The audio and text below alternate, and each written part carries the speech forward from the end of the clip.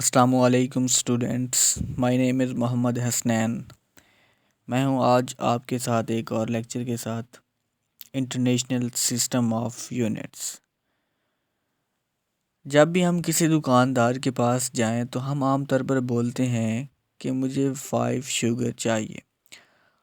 तो हम उस 5 के साथ या 5 के साथ उसकी मेजरमेंट नहीं बताते कि 5 पैकेट्स चाहिए, 5 केजी चाहिए, अप टू सो।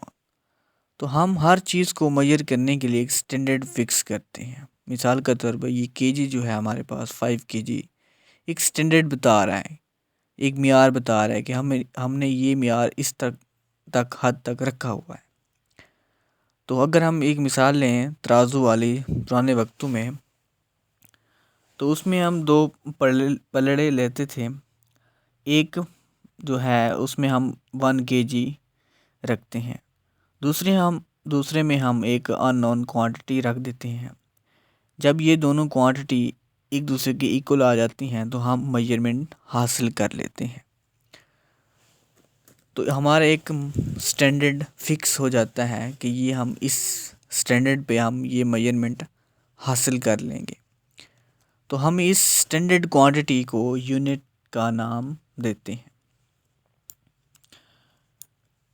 एक और मिसाल की जानिब चलते हैं।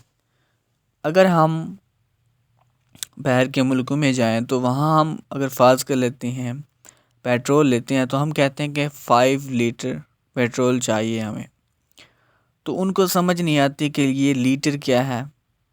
तो लीटर एक बेसिकली यूनिट होता है। तो हर मुल्क में अलग-अलग बोला जाता है 5 लीटर, तो किसी और मुल्क में कुछ और बोला जाता है। तो इनके दरमियान जो है कम्युनिकेशन गैप आ जाता है, मतलब उनके दरमियान एक दूसरे को समझने वाली वो बात नहीं रहती।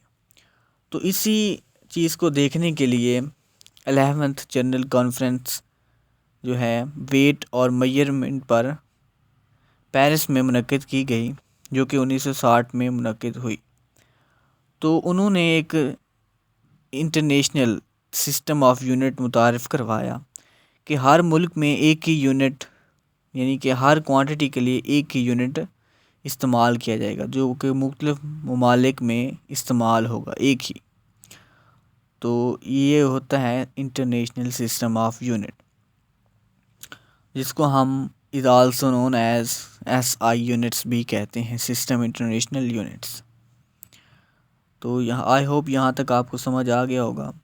तो आगे चलते हैं। हमारे पास हमने पहले 2 पढ़ी हुई हैं क्वांटिटीज़, बेस क्वांटिटीज़ और ड्राइव्ड क्वांटिटीज़। तो अब उनके यूनिट्स भी हम देख लेते हैं। हमारे पास एक टेबल बना हुआ है। बेस क्वांटिटीज़ में हमारे पास लेंथ आ जाती थी, मास, टाइम, इलेक्ट्रिक करंट, टेम्परेचर, ठीक है। आगे भी हमारे पास 7 बुनियादी मिकदारें थीं। तो मैंने इधर 5 लिखी हैं, बाकी आप लोग बुक से देख लीजिएगा। तो लेंथ को हम L से रिप्रेजेंट करते थे, मास को M से, टाइम को T से, इलेक्ट्रिक करंट को I से, टेम्परेचर को T से। अब इसके यूनिट्स हैं जो हैं, यानी कि लेंथ L का जो यूनिट बनेगा वो होगा मीटर, उसका सिंबल होगा M। इसी तरह मास का किलोग्राम, केजी, टाइम का सेकंड और इलेक्ट्रिक करंट का एम्पेयर, टेम्परेचर के केल्विन, उसको रिप्रेजेंट करेंगे K से। तो ये होते हैं हमारे पास बेस यूनिट्स। तो आगे चलते हैं एक और टेबल की तरफ, जिसमें हमारे पास ड्राइव्ड यूनिट्स आ जाते हैं, जो कि ड्राइव क्वांटिटी से लिए गए हैं।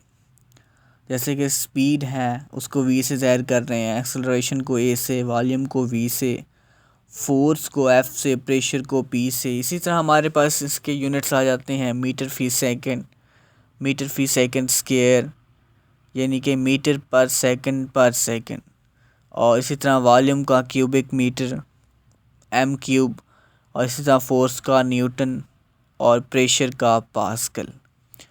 तो ये होते हैं हमारे पास बेस यूनिट्स और ड्राइव यूनिट्स, जो कि मुख्तलिफ़ मिक़दारों को रिप्रेजेंट करने के लिए इस्तेमाल किए जाते हैं। आई होप आप लोगों को आज का लेक्चर अच्छी तरह याद हो गया होगा और आप लोगों ने समझ भी लिया होगा। तो इसको के बारे में अपनी राय दीजिएगा कमेंट में। अल्लाह ने के बाद।